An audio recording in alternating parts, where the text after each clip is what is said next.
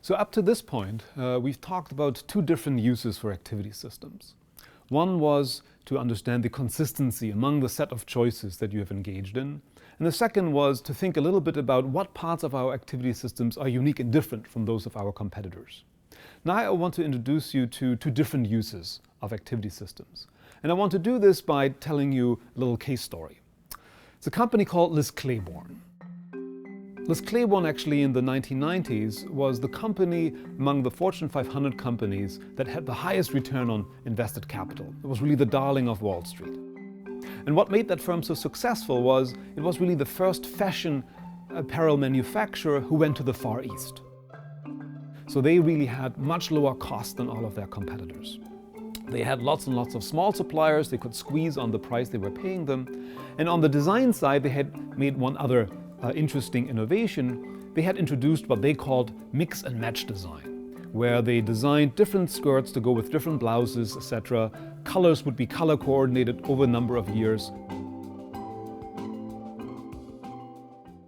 Now, of course, making these choices again involved a certain number of trade-offs. So one of the trade-offs was that their lead times were really long. Sometimes it took them almost 11 months between the time they did the design and the merchandise arriving on the shop floor. Now, in part, they compensated for these problems by shipping their merchandise later and by really forbidding their customers to cancel any order that they had put into the system.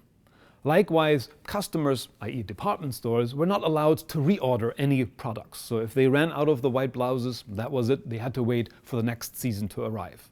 Oh, by the way, Liz Claiborne also said there are 6 seasons now in the year, again, for them to allow themselves to sort of straight line and streamline their supply chain.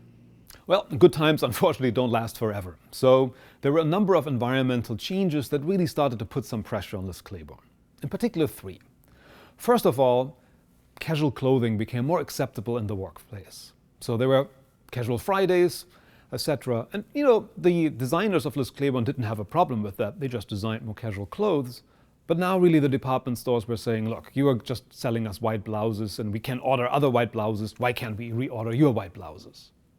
Secondly, problem was Liz Claiborne's customers, i.e. all these department stores, they went bankrupt. There was a big leveraged buyout phase, and unfortunately many of these department stores had to go through Chapter 11.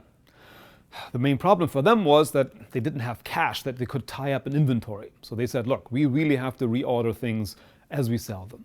And thirdly, and maybe most sort of damaging to Liz Claiborne, was that new competitors came about. Companies like Jones Apparel, who used actually the insights from lean manufacturing from the automobile industry and imported them into the fashion industry and the apparel manufacturing industry. So they had relocated their suppliers in the Caribbean basin, they had much shorter supply lines, and they did allow reordering. So here we have multiple pressures on Liz Claiborne to allow the customers to reorder their product. So what did Liz Claiborne do? They said, well, they want reordering, let's give them reordering. So now let's have a look at Liz Claiborne's activity system. What I've tried to do here is sort of group their activities around different parts of the value chain, the way we've talked about this before.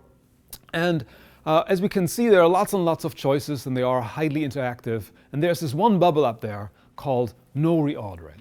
And so what did they do? They said, okay, let's switch that one bubble from no reordering to reordering. And we are done. Well, as we look at this activity system and see those tight interactions, we probably realize that was probably not what was sufficient. So how did Liz Claiborne actually do this? Well, frankly, they just built a big warehouse full of stuff, waited for the phone to ring, and then they sent the truck over. It's actually probably the most inefficient way of running reordering program, in particular if you're in a very cyclical business like the one that Liz Claiborne is in. So the cost of their inventory skyrocketed. Now you say, well, wouldn't they have realized that? Unfortunately not. Why not? Because they never had inventory before, so they didn't have really a measurement system set up to track those costs. So to the credit of Jerome Chasen, one of the founders of Liz Claiborne and the CEO at the time, he said, look, I really don't know what to do. So he stepped down and he brought in a new CEO, Paul Sharon from Wranglers, a company that did sort of more casual clothing and someone who had really some experience in the reordering. And so what he did, together with a whole set of new top managers that he brought in, he changed a large set of the activity system. So you can see lots of the decisions around production had to be changed. It was not just one small change that had to be done. So this is, I think, an interesting example of how we can use these activity systems. We can also ask ourselves, if we have to change one part in our activity system, what other parts might we have to change as well? And which parts of the activity system are maybe unaffected? So this scoping out of initiatives is a topic that's, I think, very important, and activity systems allows us to cut into that problem in a nice way. Another way to use activity systems in a more sort of dynamic way is also to say, if we want to expand and get into new areas which might require us to add new activities, we can now see how these new activities interact with our existing activities. So now we've added sort of two new uses of how to use these activity systems in a forward-looking way.